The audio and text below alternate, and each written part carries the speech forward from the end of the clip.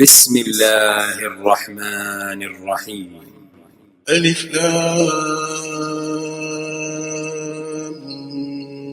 ميم.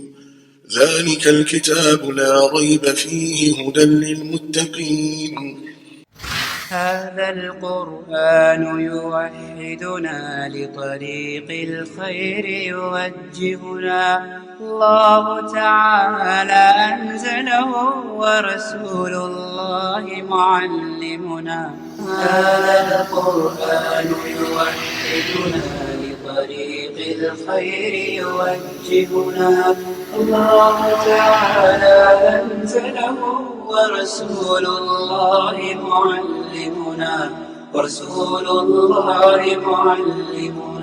هذا القرآن هو الهادي لأوائلنا وأواخرنا، يدعو للعلم وللعمل، لا شيء سواه يهذبنا. هذا القرآن هو الهادي. بسم الله الرحمن الرحيم. الحمد لله رب العالمين، وأصلي وأسلم على المبعوث رحمة للعالمين.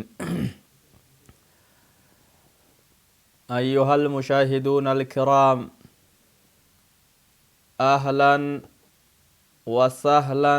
ومرحبا بكم، فسلام الله عليكم ورحمة الله وبركاته. أبلوان وراتي بأني كرا إنترنت دبر هردفتن يوكا ورجال ديمتن بكا جرتا مرتو نجيني ربي تفرح مني ربي إسن الرتي هاجراتو دوبا واني قداني إيغا سلامتيف walgaafannee rabbii keenna cuftunuu haa faarfannu. rabbii dawrii cilmi irratti keessafuu bu'ura amantii teennaa guddaa rabbiin keenna jibriil beeysisee jibriil nabi muhammad beeysise kalaama rabbii san irratti ka rabbii walitti nu qabe. alhamdulillahi rabbil aalamiina. دوبا درسين تينا تارقات قرآن سورة وأرقى أنسنو سورة الكافرون سورة جدمت إيقالة سورة الكافرون جدمت سورة توني سورة كافرون توني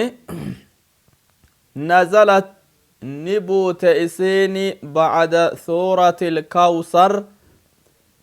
eega suuraan kawsar buuteen boodatti isitu bu'e. qaraatii keessatti illee walumatti aanti yoo suuraa kawsar xumurre suuraa tana aansina. akkuma qaraatii keessatti walitti aantu bu'iinsi isiin rabbal aalamiina biral'ee buute gama nabi muhammaditti walitti aantiya. suuraan tun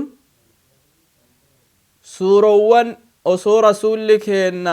salawaatu rabbi wasalaamuhu alayhi makkaa keessa jiran buuterraa taatu isiini. ibnu mas'uud faanti, hasan faanti, cikrimaan faanti akki jedhani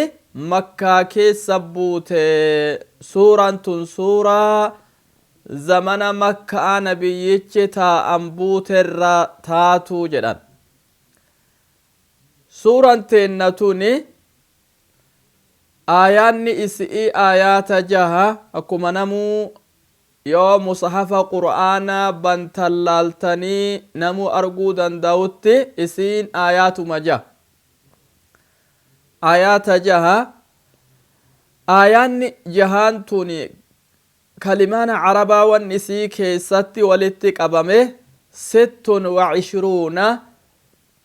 duuba kalimaa 26tu aayaata 6 tana keessa walitti qabamee jiraaya. kalimaa 26 isiini ammoo qubeen isii yookan harfii takka takkaan ayata jahan kana yoo harfii takka takkaan lakkoofne harfiin isaa 94 afurtamii fi afurii sagalii jechuun 94 ayaanni isee 94 sagaltamii fi afuriya 94 namni suuraa tana qara'e xuruufa 94 dubbisee isii xumura harfii takkarrattu yoo rabbi kudhannuu hire hudhaniin bakka 94 obboloo wallaala wanni akkana kalimaa takka takkaan sawaabatti argatanii yoo kalaama rabbal aalamiinaa taate malee injiruya duuba suuraan tun suuraa kowsarii walitti aante qaraatii keessa bakka takka kaayamtee ollaa walitti taate suuraan tun lamaaniya maaliif walitti aante jedhan culamaa'iin islaamaa sirrii tana yoo himanii suuraa kawsar keessatti rabbi nabi muhammad nagabbari anaa kanaa salaati anaa kanaa qaliina shakkari anuma qofaaf godhi jedheeni itti haasa'e jechuu eega suuraa san keessatti ikhlaasa dubbate warra ikhlaasa rabbii san malee waan biraa gabbarulletu jira orma biro ka rabbi malee waan biraa gabbarutu jira ka ibaadaa rabbiif hin qulqulleessine jira jechuu wal fakkeenna waan qabduuf faallaa sanii suuraan tun dubbattiya tuuba suuraa tana keessa ayaanni shaaramtuu taate ni jirti boo in jirtu jedhanii culamaa'iin islaamaa nu haasawanii ayaata takka ta shaaramtuu taate jira jedhan ayaanni xumuraa ta jahaffa'a sun lakum diinukum waliya diinii ta jettu tuni hiikoo takkarratti deemnee ni shaaramte jedhan culamaa'iin islaamaa akkana jechuuni isiniif tahaa diin keeysanii anallee diin kiyyanaaf tahaa akkuma jiraattan kana jiraadha yoo jechuu taate yeroo duraati malee eega rasuulli rabbiin isa jabeesse muslimtootan ayata seyfi'ii ta warra diinii islaamaa fudhatuu diide isaanin loli hanga isaan diinii seenanitti jettu santu isii shaare jedhanii duuba gaafa ammoo waan isin dalaydan galanni keeysan isin eega rabbi biratti anallee galanni kiyyana eega yoo jechuu taate gaafas ayaanni ishaaramneya duuba suuraan teennatuun hadiisa hedduutu darajaa suuraa tanaa him'uu keessatti dhufeeya hadiisa hedduu suuratul kaafiruuna tana qur'aana keessa isiin darajaa khobxaawaa tokko ni qabdi jettee hadiisa nuu himte hedduu dhufe hedduu sanirraa tokko hadiisa iyya muslim jaabirirraa odeeffame rasuulli keenna salawaatu rabbii wasalaamuhu alayhi jaabir akki jedhu ni qara'e suuraa tana qara'e raka'a lamaan xawaafa yoo hajjiif deemee xawaafa torba godhee nabiyyicha irraa bahani raka'a lama xawaafa ta salaatamtu jiraya yooma raka'a lamaan san keessatti raka'a duraa keessatti biqul huwa allahu ahad qara'anii rasuulli keenna sallallahu alaihi wasallam raka'a lammataa san keessatti ammoo qul yaa ayyuhal kaafiruuna qara'anii akkasuma ammallee salaata witrii kan salaatan akka hadiisa ubayyii keessatti nu addeeffametti rasuulli sabbih isma rabbika al'aclaa raka'a duraa keessatti qara'e raka'a lammataa keessa qul yaa ayyuhal kaafiruuna qara'e raka'a sadaffaa keessa qul huwa allahu ahad qara'a jechuutu jiraya darajaan kana malee jirtulleeni hadiisawwan gari'itu jira duuba isiin darajaa addaa qabdi qur'aana kana rubu'atti qixxaatti hadiisawwan jedhu fa'atu jira rubu'a qur'aana kana juza 30 bakka afuritti qoonnee namni isii tana qara'e waan bakka takka sawaaba silaa harka afurii qur'aana irraa tokko san argata hadiisawwan jettu fa'atu jira akkasuma hadiisawwan biroolleeni ka rasuulli garii sahaabdota akka baraa'ifa'aan jedhe yoo galgala hirriibaaf deemtu du'aa'ii yoo godhatte eega du'aa'illee godhadhu ammallee akhirri qur'aana irraa wanni ati qaraatee dubbiftuu suuraa tana haa tahu yoo galgala hirriibaaf deemtu suuraa tana qara'i rasuulli jechuunutu hadiisawwan addeeffame jira duuba suuraan tuni suuraa darajaa hedduu isii keeysatti dhufeya duuba eega kana suuraa waan isiin taate fi tartiiba isii mata duree keeysatti eega baranne بسم الله الرحمن الرحيم قل يا أيها الكافرون لا أعبد ما تعبدون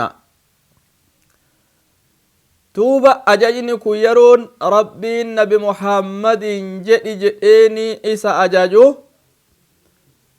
وان الرتبوتك أبدي جئن سورة تنشفت إسي waan isin buuteef sababaa beekamaa tahetu jira jedhan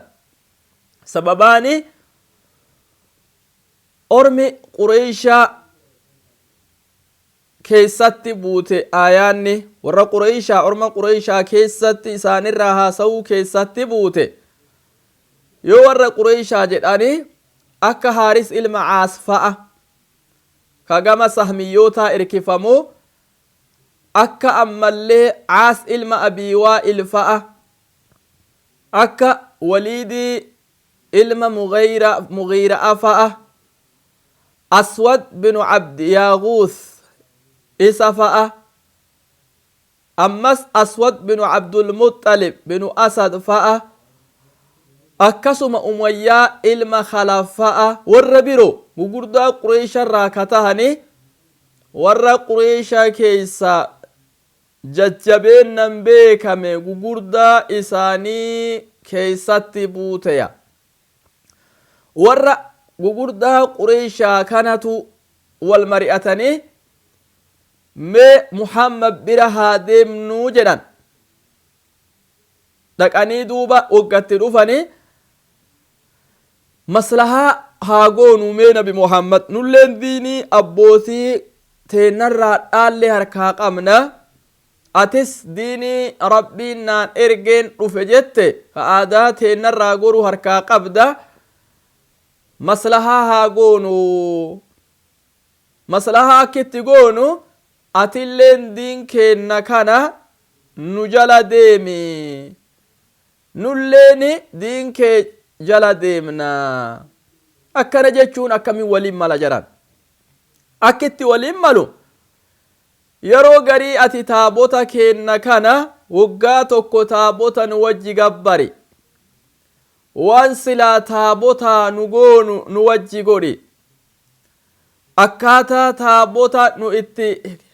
gabbarru nu wajji gabbari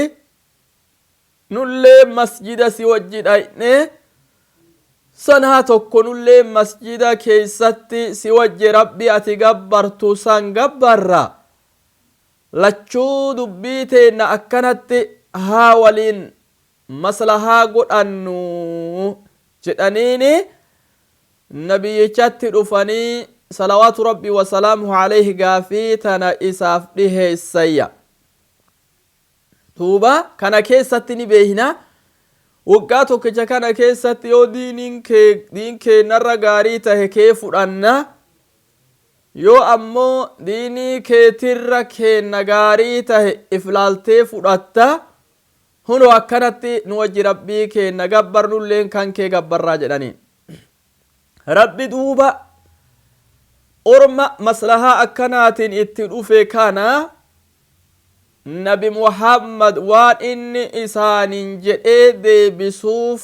jawaaba kunoo akkana jedhii deebisiif jedhee aayaata tana rabbiin nabi muhammaditti buuse aayaata tana buuse qul yaa ayyuhal kaafiruuna jedhi nabiyyicha kiyyaw yaa orma kaafirtoota yaa orma rabbitti waaqindeeysitan jarreewwan gugurdaa dubbanne ka akka waliid akka as akka umayyaa ilma khalaf akka aswad binu muxalib jarreewwan kanaaga jedhi nabiyicha kiyya yaa warra kaafirtoota ka mushriktoota kanao ka akka ani cibaadaa waan isin gootan taabota keeysan isin wajji gabbaru zamana gariinarra barbaaddan kanao laa acbudu maa tacbuduuna laa acbudu in gabbaru jedhiin kuno maslahaan isin dhooftan sun diin keeysatti karaa godhamtu uumi laa acbudu in gabbaru duuba in gabbaru al'aana ammantana in gabbaru maa tacbuduuna waan isin gabbartan tana in gabbaruya min alaalihati albaaxila taabota dharaaka isin gabbartan kana an isin wajjin gabbaru kunoo isaanin jedhi taabota dharaa rabbii dharaa kana ka isin gabbartan kana kunoo isin wajji anin gabbaru isa san wanni isin rabbi jettanii gabbartan sun isa dhuga'aa taheemi isa dhugaa taheemi isa dharaa gabbaru jirtan isini isa dharaa ka isin gabbartan san isin wajjiin anin gabbaru kunoo jedhiya hin gabbaru ni gabbaranarran eegina'a akkana jedheeni gaa hamilee akka jarri rasuulli waan kana waliin gabbarurraa garaa muratanii jedhiin jedheen kunoo rabbalaalamiin ni nabi muhammadin jawaabat warra saniif deebi'eya walaa antum caabiduuna isinilleen gabbaroo in taane maa acbudu rabbii an gabbaruu kana isinis gabbaroo in taane al'aana amma keessatti kunoo isinilleen gabbaroo in taane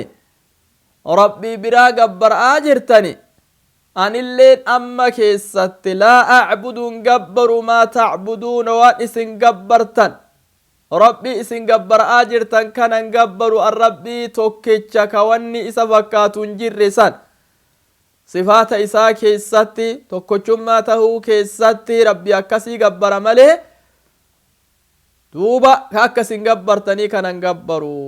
walaa antum isinilleen in taane caabiduuna gabbaroo maa acbudu isa an gabbaru rabbii an gabbaru kana isinilleen amma gabbaroo in taane miila kan isa gabbaraan jirtan isinilleen gabbaraan jirtan keessanuma gabbartan malee rabbii an gabbaru kana ha'an isaaf ibaadaa isa qofaaf hobxeeysu kana in gabbartan isinilleen jedhiin ittiim jedheen kunu walaa ana caabidun aniin kun ammas gabbaraa in taane fil mustaqbali abadan fuuldura keessatti illee ammaami tareef amma goone walaa ana caabidun aniin kun gabbaraa in taane kuno maa cabattum isa isin gabbartan san gabbaraan taane yookan cibaadaa akka isin gabbartanii san an gabbaraan taane cibaadaa akka isin gabbartanii san ta rabbi dhiisanii waan biraa gabbaran san fuuldura keessatti illee an gabbaraan taane jedheen ta duraa amma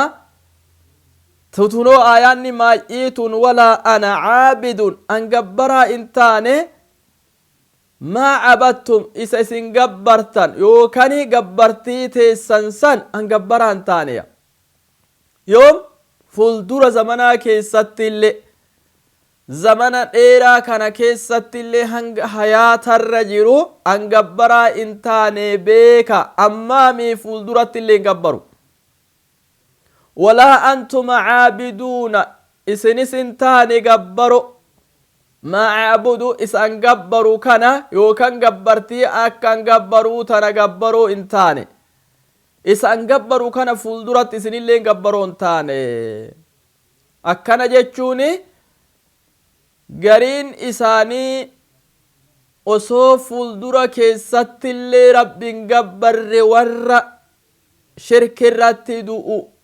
ka rabbiin azalitti dabarsetu jira jechuu nabiyyichi beeksifamanii jiran saniifi walaa antum caabiduuna isin gabbaroo hin taane macaabudu isan gabbaru kana yookan gabbartii tiyya tana ta rabbi qofaaf godhamtuu taate tana fuuldura keessattillee isinis gabbaroo hin taane haguma addunyaa tanarra jirtaniyyuu isan gabbaru yookan gabbartii akkan gabbaruu tana gabbaroo isin hin taaneya maalifi osoo rabbii kana gabbartii warran argatiin gugurdaan kun marruu hedduun isaanii shirki marratti du'an duuba akka ayaatowwan tun wal hin fakkaanneef culamaa'iin akkanatti walii addaan qabaniya yookan akki jedhan gariin culamaa'a ayaanni waluma jabeessiti jedhan ta'akiidaf deddeebite jedhan ta'akiida jechuuni jecha tokko yeroo takka jechurra yoo lama itti deebi'anii jedhani irra jabaata akkam jechu laa acbudu kuno yeroo durallee hin gabbaru maa tacbuduuna isa isin gabbartan aalihaa taabota dharaa isin gabbartan san hin gabbaru walaa antum caabiduuna isin isin gabbartan maa cabudu isan gabbaru hin gabbartan rabbii an gabbaru isinilleen hin gabbartan rabbii gabbarra walaa ana caabidun itti deebi'ee rasuulli ammallee jechuun kun jabeessuma dubbii duraasan jedhan walaa ana caabidun an gabbaraa hin taane garaa muradha waan amma silaa maslahaaf jettan tan an gabbaraa hin taane maa cabattum isin gabbartan san gabbaraa hin taane beeka yeroo lama kunoo irra deddeebi'amee himamuun kun jabeessuya walaa antum isinilleen akkasuman taane caabiduuna gabbaro maa acbudu isa an gabbaru kana isinilleen gabbaroon taane ayaanni duuba lama jarri lachuu deebi'anii rasuuli lama irra deebi'ee rabbiin jedhi isaan jechuun kun wal jabeessiti jedhan tetteebi kuni ta'akiida takraarri ta'akiida yookan akka duraa jenne san amma keessatti goone ayata duraa san ayata ammoo sadaffaa mustaqbala keessatti goonaya ta isaanirrallee haasoftu ta lammataa san amma keessa goone ta afraffaa san ammoo fuuldura keessatti goona gaafasillee womaa walin tuyxuuya lakum isiniif taha yaa warra gugurdaa qureeshaa ka mushriktoota kana isiniif taha diinukum galanni keeysan isiniif tahaya galanni keeysan ما أنتم عليه من الوثنية دوبا قالني كيسان اسن يفتها قالني كيسان وان كنو اسن دلايدن قالني كيسان اسن يفتها اسن ايقتا ولي أنا الافتها ديني قالني كي عبادة انقبر الرتي اسقفك انقبر قالني كي نافتها رب مرة أن الليل ايقتا أكنا jedhiin kunoo rabbi nabi muhammadiin jedhe gaafa ma'anaa galataa diinii kana goone gaafas ayaanni muhkama bakka jirtiya hakayrii dalagees kaamtuu dalagees galanni rabbi harka jira gaaf kan ayaanni hin shaaramneya gaafni isin shaaramtu lakum diinukum karaan ibaadaa teessanii isiniif taha humaa an haqa isinitti hime karaan cibaadaa teessanii isiniif taha itti bobba'a irraa isinin dhoowwu waliya analli iftaha diinii diin kiyya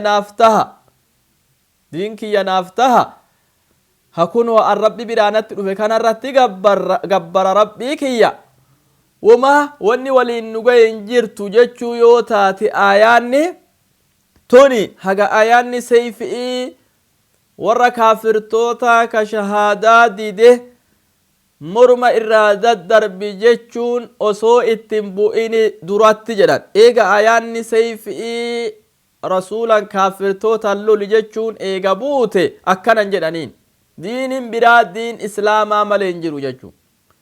diinin biroo ka rabbi qeebalu ka diinin kan keessii taha namaan jedhani